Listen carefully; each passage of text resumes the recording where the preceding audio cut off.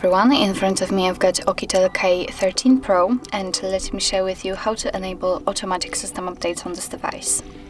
So first of all we have to enter the settings, and now let's scroll down to the very bottom to find the system.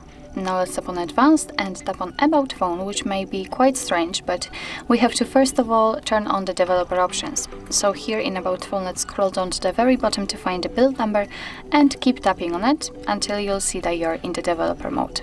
Now we can go back and enter developer options, which should appear right above the About Phone. And here all we have to do is to simply scroll down just a little bit to find the option Automatic System Updates.